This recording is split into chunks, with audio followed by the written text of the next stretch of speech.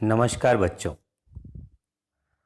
आज हम हिंदी के जाने माने लेखक यशपाल का एक व्यंग लखनवी अंदाज पढ़ेंगे। यशपाल का जन्म सन 1903 में पंजाब के फिरोजपुर छावनी में हुआ था। प्रारंभिक शिक्षा कांगड़ा में ग्रहण करने के बाद लाहौर के नेशनल कॉलेज से उन्होंने बीए किया। वहां उनका परिचय भगत सिंह और सुखदेव से हुआ। स्वाधीनता संग्राम की क्रांतिकारी धारा से जुड़ाव के कारण वे जेल भी गए। उनकी मृत्यु सन 1976 में हुई। यशपाल की रचनाओं में आम आदमी के सरोकारों की उपस्थिति है। वे यथार्थवादी शैली के विशिष्ट रचनाकार हैं। सामाजिक विषमता, राजनीतिक पाखंड और रूढ़ियों के खिलाफ उनकी रचनाएं मुखर हैं। उनके कहानी संग्रहों में ज्ञानदान, तर्क का तूफान, पिंजरे की उड़ान, वाह दुलिया, फूलों का कुर्ता उल्लेखनीय हैं। उनका झूठा सच उपन्यास भारत विभाजन की त्रासदी का मार्मिक दस्तावेज है। अमिता, दिव्या, पार्टी कामरेड, दादा कामरेड, मेरी तेरी, उसकी बात उनके अन्य प्रमुख उपन्यास हैं। भाषा की स्वाभाविकता और सजीवता उनकी रचनागत विशेषता है। यूं तो यशपाल ने लखनवी अंदाज व्यंग यह साबित करने के लिखा था कि बिना कथ्य के कहानी नहीं लिखी जा सकती, परंतु एक स्वतंत्र रचना के रूप में इस रचना को पढ़ा जा सकता है। यशपाल उस पतनशील सामंती वर्ग पर कटाक्ष करते हैं जो वास्तविकता से बेखबर एक बनावटी जीवन शैली का आदी है। कहना न होगा कि आज के समय में भी ऐसी परजीवी संस्कृति को देखा जा सकता है। तो आइए अध्ययन करते हैं इस रचना का, जिसका नाम है लखनवी अंदाज।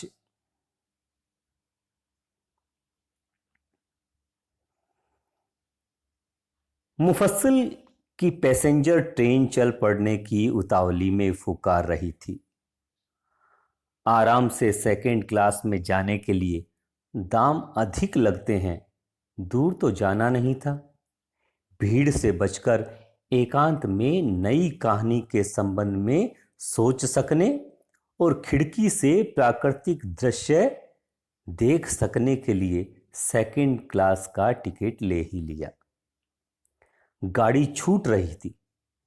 सेकंड क्लास के एक छोटे डिब्बे को खाली समझकर जरा दौड़कर उसमें चढ़ गए, लेकिन अनुमान के प्रतिकूल डिब्बा निर्जन नहीं था।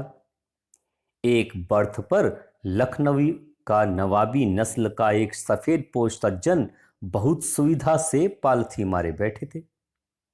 सामने दो ताजे चिकने खीरे तौलिए पर रखे थे। डिब्बे में हमारे सहसा कूद जाने से सज्जन की आंखों में एकांत चिंतन में विघ्न का असंतोष दिखाई दिया।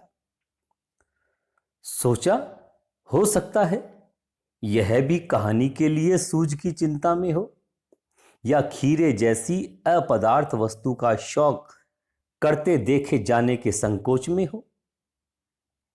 नवाब साहब ने संगति के लिए उत्साह नहीं दिखाया, तो हमने भी उनके सामने की बर्थ पर बैठकर आत्मसम्मान से आंखें चुरा ली।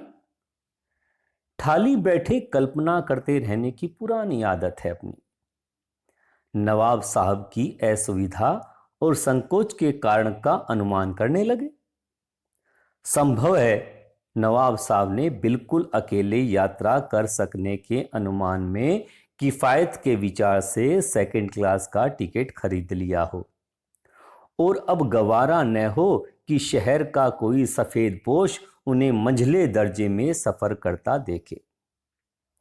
अकेले सफर का वक्त काटने के लिए ही खीरे खरीदे होंगे और अब किसी सफेद पोश के सामने खीरा कैसे खाएं।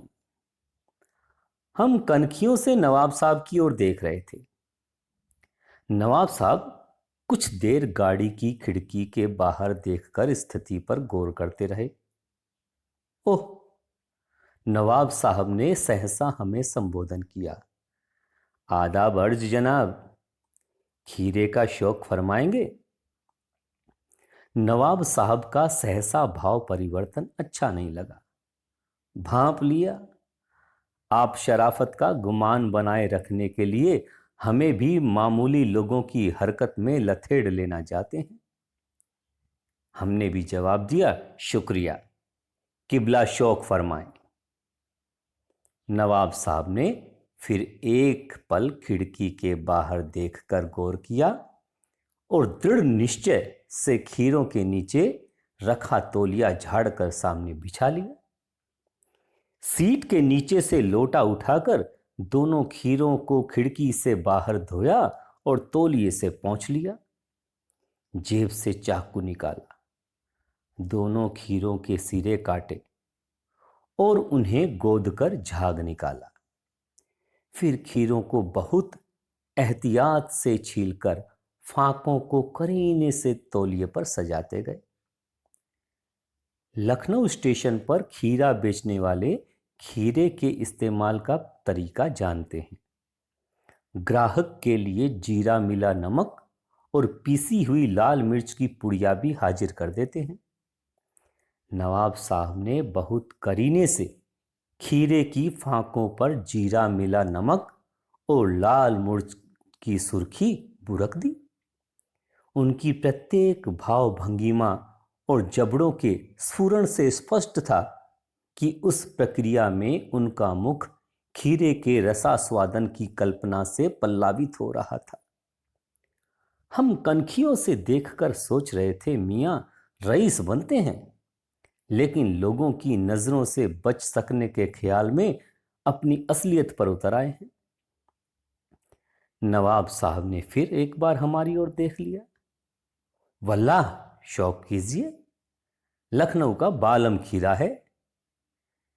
नमक मिर्च छिड़क दिए जाने से ताजे खीरे की पनियाती फाकें देखकर मुंह में पानी जरूर आ रहा था, लेकिन इनकार कर चुके थे।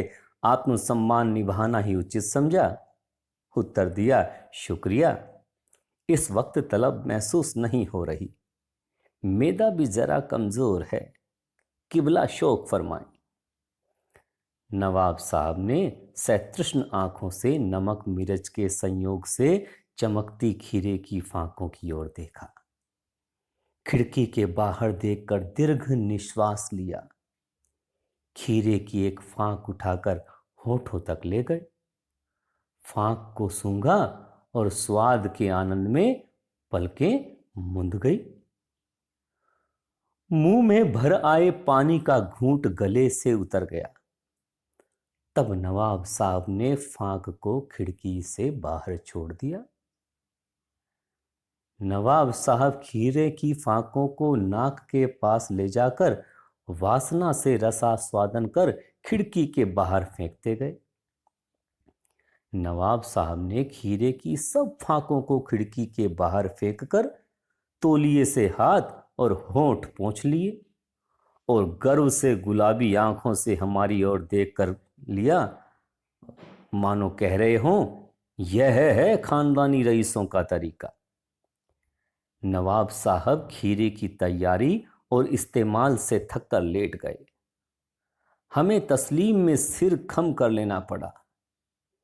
यह है खानदानी तहजीब, नफासत और नजाकत। हम गौर कर रहे थे, खीरा इस्तेमाल करने के इस तरीके को खीरे की सुगंध और स्वाद की कल्पना से संतुष्ट होने का सूक्ष्म, नफीस या एब्स्ट्रैक्ट तरीका जरूर कहा जा सकता है, परंतु क्या ऐसे तरीके से उदर की तृप्ति भी हो सकती है? नवाब साहब की ओर से भरे पेट के ऊंचे डकार का शब्द सुनाई दिया और नवाब साहब ने हमारी ओर देखकर कहा, खीरा लजीज होता है, लेकिन होता है शकील, नामुराद मेदे पर बोझ डाल देता है। हमारे तो ज्ञान चक्षु खुल गए, पहचाना ये है नई कहानी के लेखक। खीरे की सुगंध और स्वाद की कल्पना से पेट भर जाने का डकार आ सकता है, तो बिना विचार, घटनाओं और पात्रों के लेखक की इच्छा मात्र से नई कहानी क्यों नहीं बन सकती।